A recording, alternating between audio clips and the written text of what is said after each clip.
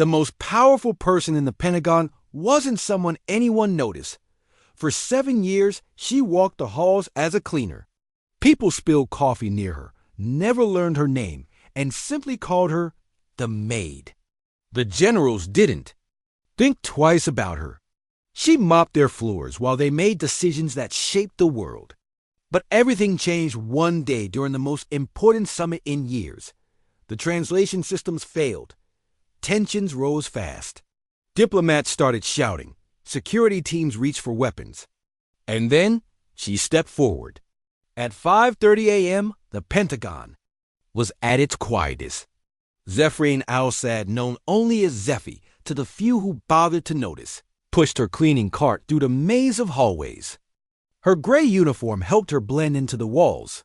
Her steps were quiet, her movements efficient. She had mastered how to be invisible. She passed through security like she had thousands of times before. The guards barely glanced at her badge. She was a familiar face, part of the background. But today wasn't normal.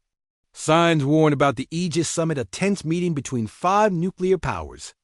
Zeffy had been briefed with the other cleaners, tighter security, new rules restricted access. She listened without emotion. But near the war room, she slowed her mopping just slightly. 2 analysts walked by. Translation system still broken? One asked. Yeah, the software keeps messing up the Chinese-English part. If it doesn't get fixed, this summit is going to fall apart. Zeffy listened carefully, never looking up. She slowed her pace, blending in like usual. Moments later, General Thornbridge walked past her with his aides, spilling coffee as he barked orders.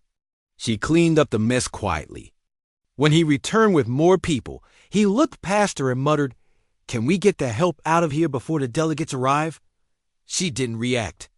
But when she turned, a small scar was visible behind her ear, and a flicker of emotion crossed her face. By 9:30 a.m., the war room was buzzing with preparation. Zeffy worked quietly in the background. Security Chief Dry Amari watched her and asked someone how long she'd been working there. Thornbridge cut in. "She's just a maid. Been here forever." Amari didn't seem convinced, but he let it go. Zeffy kept working unnoticed until the Russian delegates entered. She froze briefly when they spoke Russian, then continued. Mopping. Lieutenant Winters, a young intelligence officer, noticed. She watched Zeffy more closely. Next came the Chinese delegation. Zeffy bumped a chair. Thornbridge snapped at her to leave. She apologized and backed away. Security escorted her out. On her way, she paused at a photo on the wall, an older image of a woman at a Geneva summit. She stared at it for a moment. Winters saw her and made a mental note.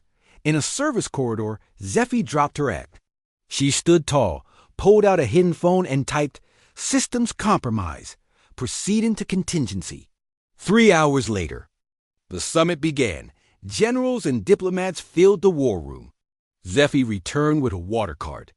Thornbridge allowed her in, but kept a close eye. 30 minutes in, the translation system crashed. The backup human translator fumbled. Misunderstandings spread. Diplomats grew angry. Security got tense. Then Zeffy stepped forward. She spoke perfect Russian to General Baranov.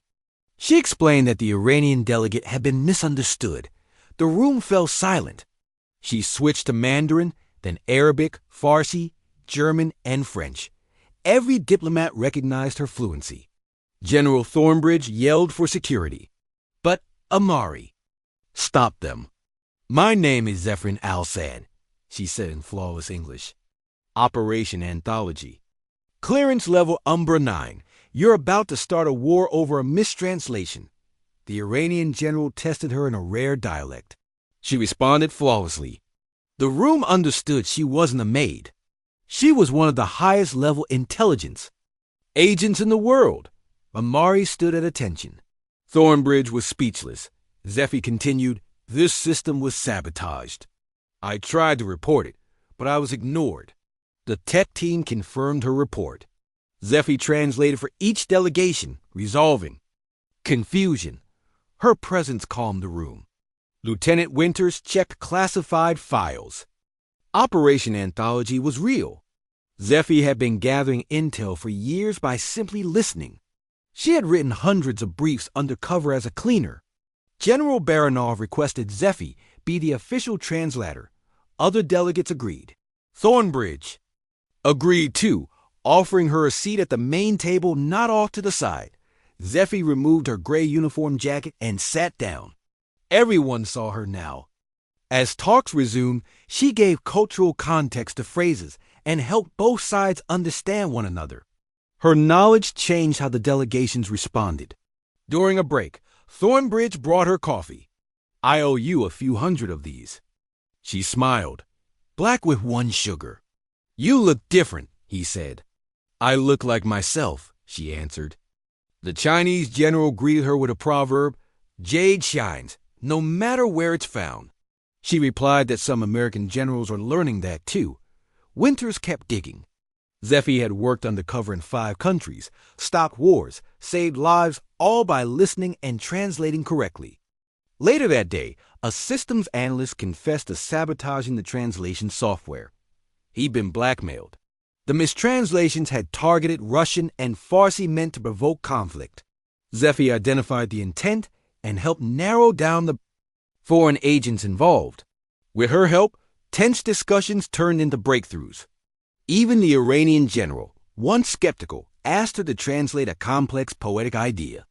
She said, "The garden and the gardener both depend on the same rain." A perfect way to describe mutual security.